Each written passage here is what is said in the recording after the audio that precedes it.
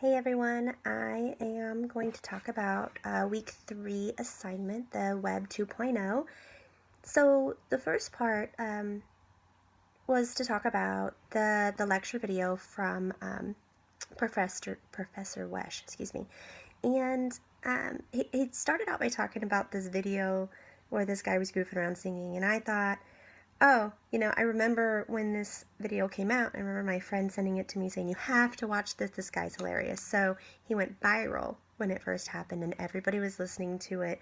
I remember my kids were really small, and they got really excited when they heard that song on the radio, and then when it was remade. So it was pretty interesting time, and to watch that just spread throughout the world, because that song is actually from Russia, I believe.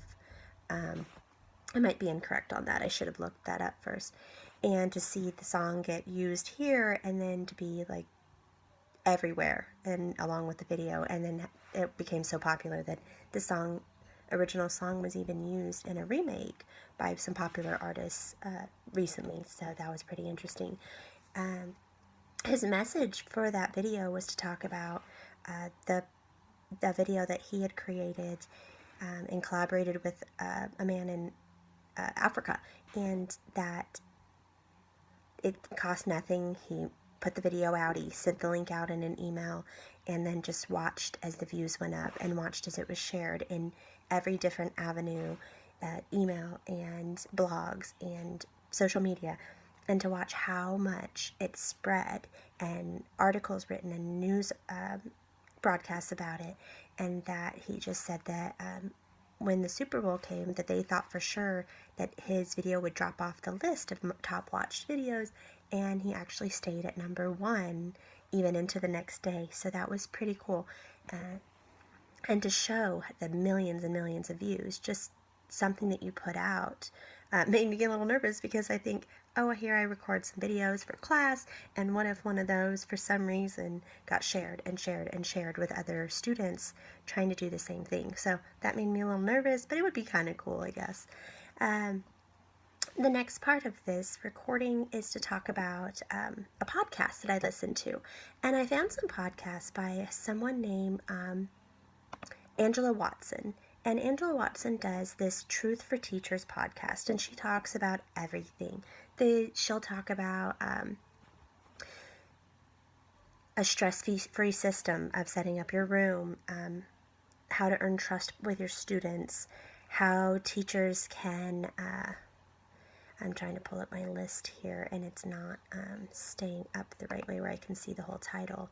How to get students to buy in for your class, for cell phone policies, how to get them to be compliant about that. That would probably work for high schoolers, maybe middle school. What if my student doesn't like me and we don't connect? So she talks about things like that.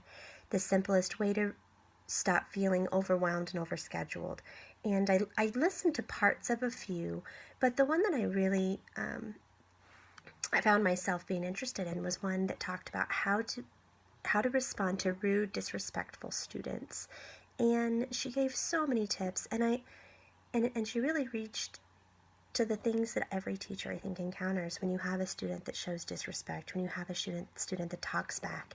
And I thought that was really interesting. So I am going to put the link to that with my video, and hopefully you guys can find it. That one, if it brings the whole thing. It's titled How to Respond to Rude, Disrespectful Student Attitudes. And I'll hopefully be able to get just that link, but if I don't get just that one, then you can just look for the title. But a lot of her podcasts were very, very helpful. I listened to a few, at least a few minutes of a few different ones, and it was great. And everything from preventing bullying in schools to how to not be the burnt-out teacher, and ways to find interesting ways to spice up things and take out the tedious, and ways to help keep you organized, and just it was very helpful. And as far as social networking applications in the educational environment, I think sometimes they can be helpful. We live in a day where our students, our children, are very integrated into social media and technology. And by using some of those things to teach them, I think that will kind of reach them in a different way than what we might be used to from when we were growing up.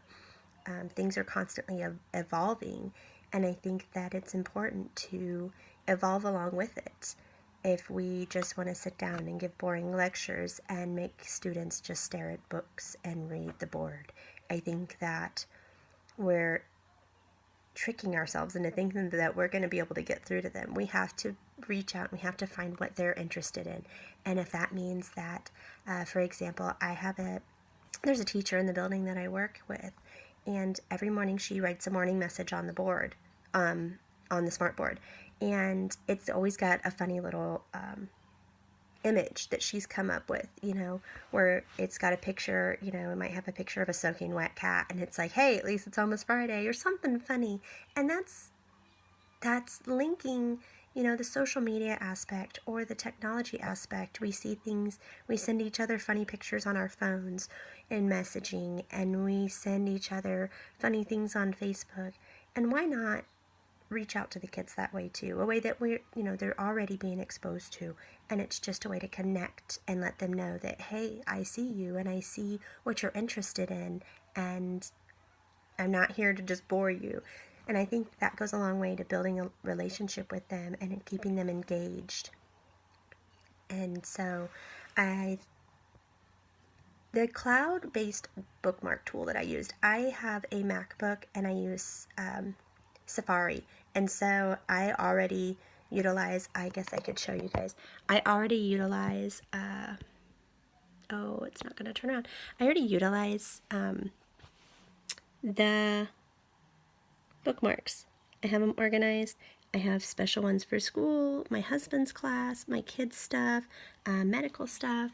So I already utilized that, but I did create a file of them, and if I wasn't doing this backwards, I would show you, of some extra things that I have found for teaching, for future teaching, that I wanted to keep. So I have that whole Angela Watson podcast in there.